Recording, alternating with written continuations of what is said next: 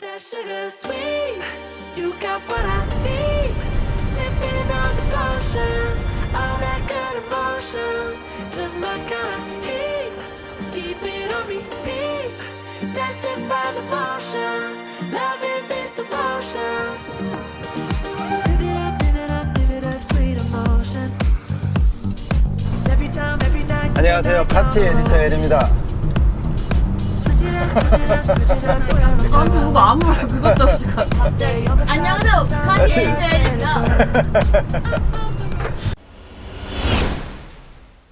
네, 오늘 운전을 하면서 인사를 드렸습니다. 지금 저는 스타리아를 운전을 하고 있습니다. 근데 이 스타리아는 그냥 스타리아가 아니죠. 사실 이렇게 확장형 캠핑카를 운전해 보는 건 두 번째입니다. 그리고 이전에는 캠핑카를 소개해 드리는데 좀 중점을 둔 리뷰를 했다면 아무래도 주변에서 그런 걸 많이 물어보시더라고요. 운전할 만하냐? 운전하는데 힘들지 않느냐? 주차는 괜찮았냐? 고속도로 탈 때 혹시 불안하거나 이러지 않았냐?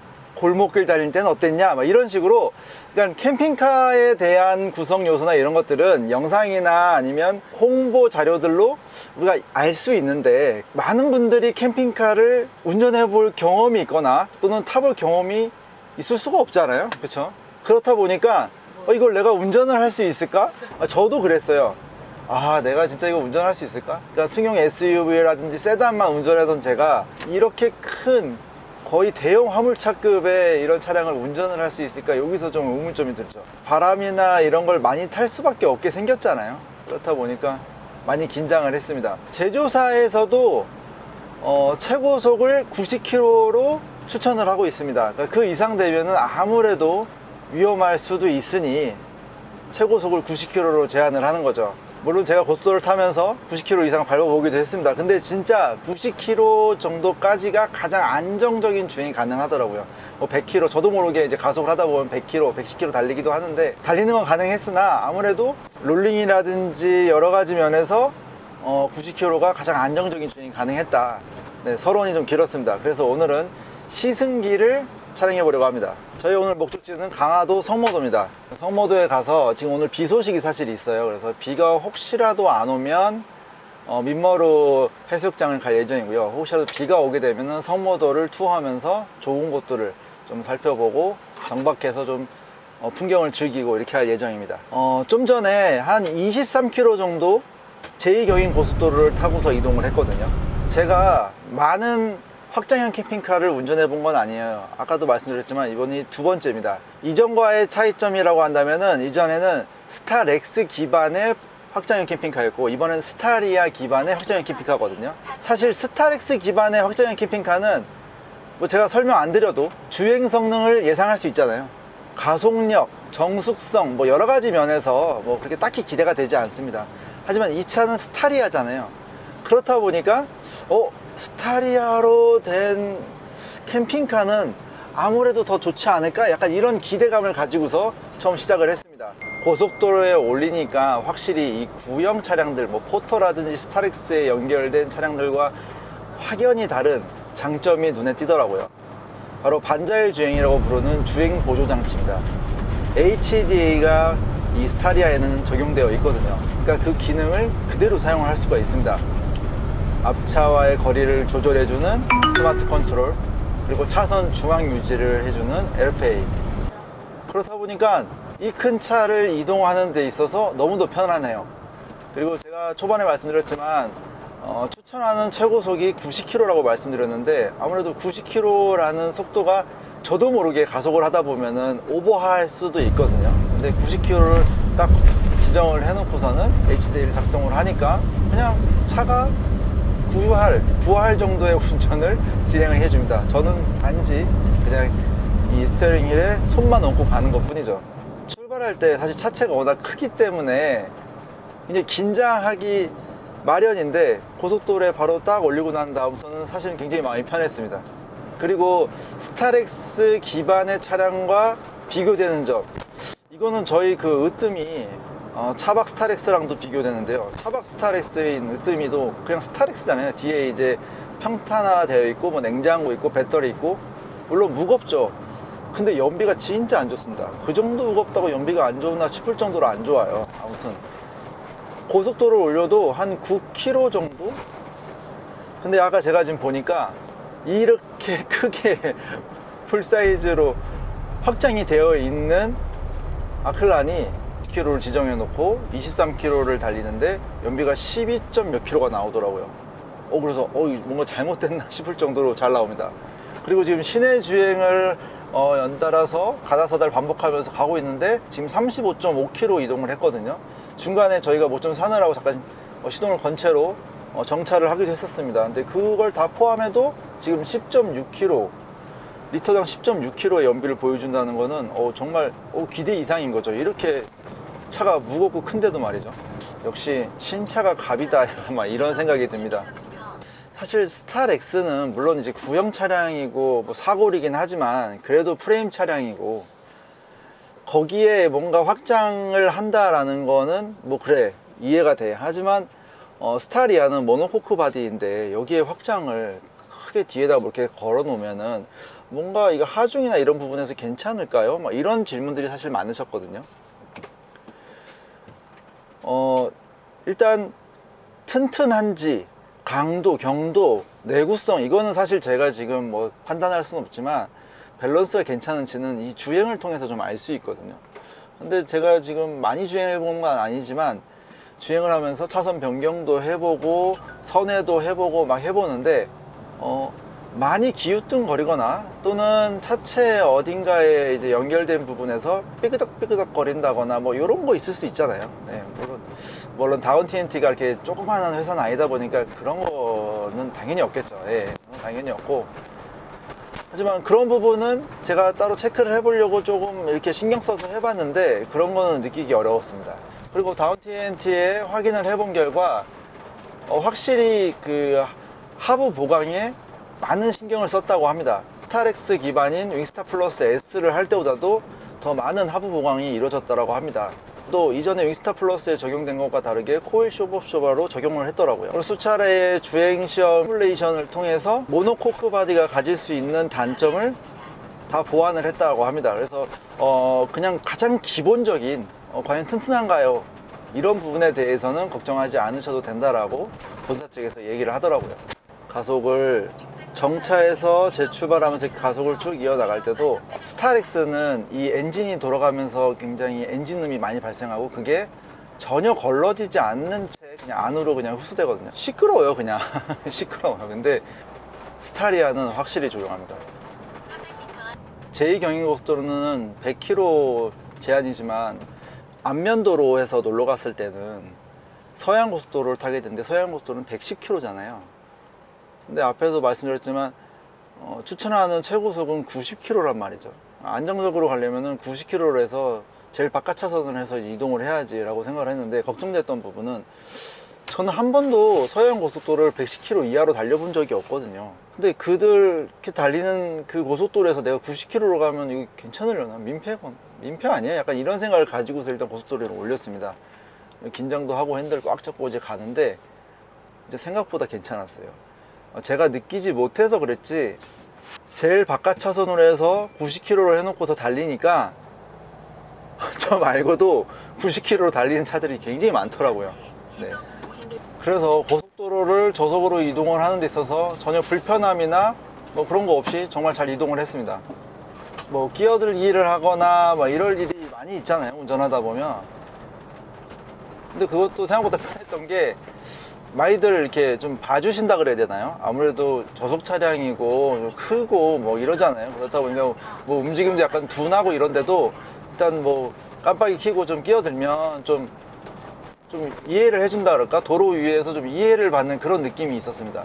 오히려 제 차보다 더 양보를 많이 받는 순조롭게 끼어들기나 이런 것들이 차가 크고 느린데도 불구하고 불편함이 좀 느끼기 힘들 정도로, 그러니까 여러 면에서 제가 많은 걱정을 했는데 그 걱정들이 괜찮네 약간 이렇게 느껴지는 거죠. 네. 그리고 제가 지금 여기 이렇게 보시면 아시겠지만 계기판 앞에다가 핸드폰 충전기 해놓고서는 지금 저는 내비게이션 안 쓰고 지금 제 핸드폰 티맵으로 지금 이동을 하고 있거든요. 그 이유가 이 높이가 3m가 넘습니다. 3m가 넘는 차량을 이동을 하다 보니까 이게 걸리면 어떡하지? 굉장히 비싸요. 예. 위에 걸려서 조금이라도 부서졌다 하면은 그 금액이 엄청 많이 든다고 생각하시면 돼요. T맵을 켜놓은 이유가 T맵에는 내 차의 정보를 입력할 수가 있어요. 그러니까 내 차의 높이 뭐 3.5m, 그 다음에 특수 화물차, 대형 뭐 이런 식으로 해서 지금 제가 적용을 해 놓으면 거기에 맞는 안내를 해줘요. 그러니까 전고가 낮은 뭐 터널이라든지 뭐 걸릴 만한 곳들은 아예 피해서 길 안내를 해주는 거죠. 그래서 지금 제가 자동차 내비가 아니라 지금 여기 T맵을 사용을 해서 이동을 하고 있는 겁니다.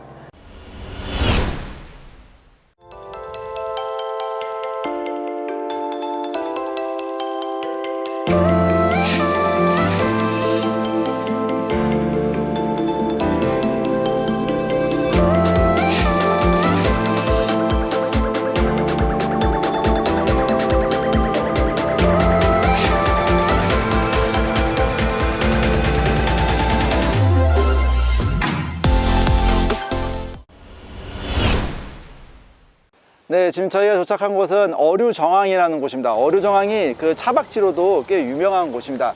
여기 특징이라고 한다면 자연산 회를 맛볼 수 있는 그런 특징을 또 가지고 있거든요. 그리고 저녁에 이제 물이 다 차게 되면은 또 매력적인 분위기를 보이기도 합니다. 저희도 오늘 여기서 석양을 맞이하면서 자연산 회로 저녁을 좀 대신할까 이렇게 생각을 했는데요. 그런데 아쉽게도 여쭤보니까 7월 15일부터 8월 15일까지는 산란기라고 해서 이제 어업을 할 수가 없는 기간이라고 합니다. 그래서 8월 15일까지는 자연산 회를 맛볼 수가 없다고 합니다. 뭐 하지만 노량진에서 왔는지 광어나 우럭은 있더라고요. 그래서 좀 이따 그걸 먹으면서 저녁을 맞이할 예정입니다.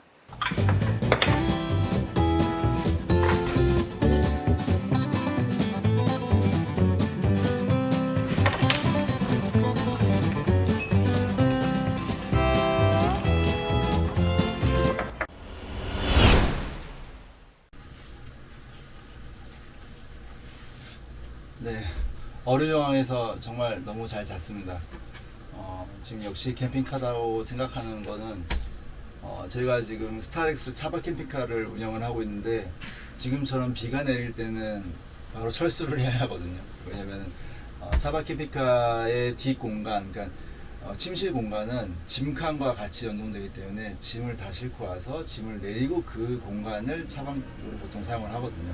그러다 보니까 비가 오면 바로 짐 싣고 떠나야 합니다. 그 부분이 좀 가장 많이 차이나서 정말 편하게 아침까지 비가 오든지 뭐 어떤 상황이더라도 신경 쓰지 않고 정말 잘 자는 것 같습니다. 역시 아틀란 S의 그 장점이라고 한다면은 뭐 4인이 편하게 이동을 하고 정말 편하게 취침을 할 수 있다는 거거든요. 그 이유 중에 하나는 뭐 뒤쪽에 베드도 이제 넓긴 하지만 역시 벙커 베드 앞에 있는 바로 드랍 베드 덕분이라고 생각을 합니다. 그래서 드랍 베드에서 성인 한 명이 충분히 잘 수 있는 공간이 되고 벙커 안쪽에서도 충분히 잘 수 있고 뒤쪽에서 또 2명, 뭐 거기에 사실 아이들까지 한다면 뭐 바닥에 위에 해서 한 6명도 잘 수 있는 그런 공간을 제공을 합니다. 일단 취침 공간은 드랍 베드 덕분에 뭐 여타 다른 캠핑카들과 비교해서 우수한 장점을 가지고 있죠. 뿐만 아니라 장거리 이동을 해야 되니까 2열 시트가 뒤쪽으로 리클라인 된다는 것도 굉장히 큰 장점이라고 생각이 들고요. 그리고 지금 보시다시피 거실룸에 4인이 테이블에 편하게 앉아서 뭐 식사나 담소를 나눌 수 있는 그런 공간도 구성된다는 것도 큰 장점이라고 볼 수 있을 것 같습니다.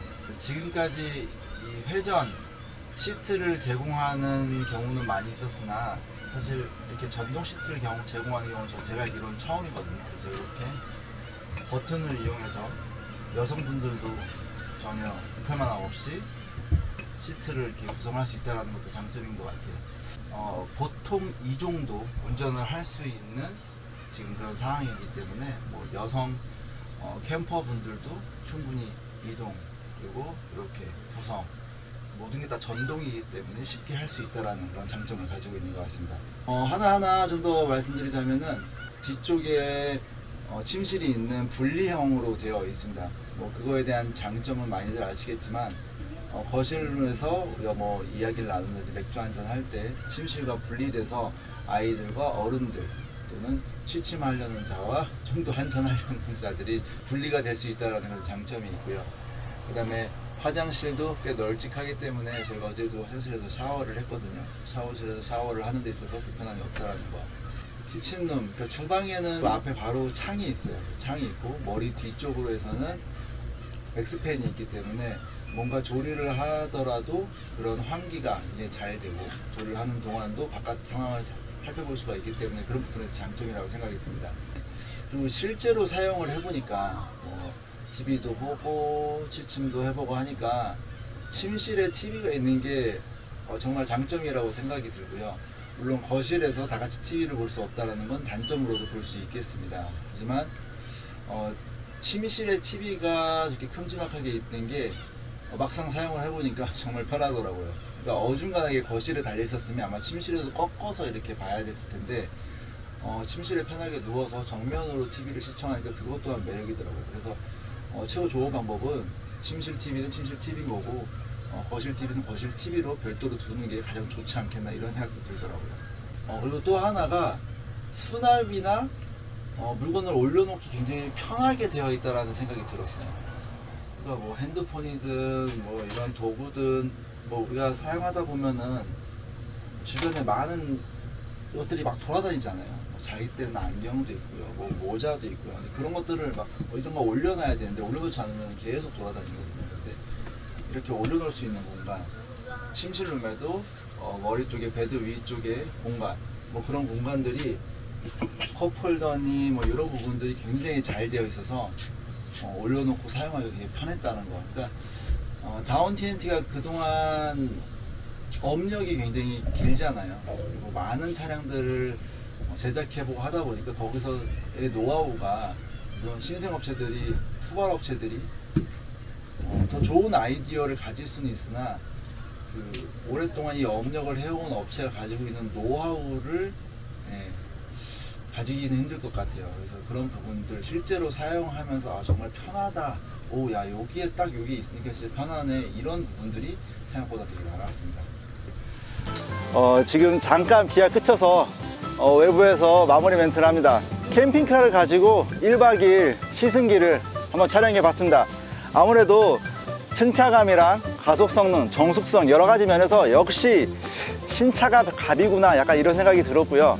그리고 한눈에 보시기에도 굉장히 멋진 외관을 가지고 있잖아요. 이 스타리아가 가지고 있는 미래지향적인 디자인과 다운티가 만든 앙클란 S의 어떤 이 바디 외형이 굉장히 멋스럽습니다. 그래서 제가 어저께 정박을 했을 때도 주변에서 이 차 수입차냐 무슨 차냐 이렇게 물어보시는 분들이 많았거든요. 그리고 가격도 정말 많이 물어보시더라고요. 가족들과 정말 즐거운 1박 2일을 보낸 것 같습니다. 이번에 해보니까 이 앙클란 S가 가지고 있는 반자율 주행 기능과 뭐 이런 부분들이 장거리 여행을 떠는 데 있어서 정말 편하다고 생각이 들었거든요. 나중에 기회가 된다면은 강원도 쪽으로 정말 멀리 한번 떠나서 한번 가족들과 시간을 보내고 싶다는 그런 생각이 많이 듭니다. 네, 지금까지 시청해 주셔서 감사하고요. 저희 다음 영상도 기대해 주십시오. 감사합니다.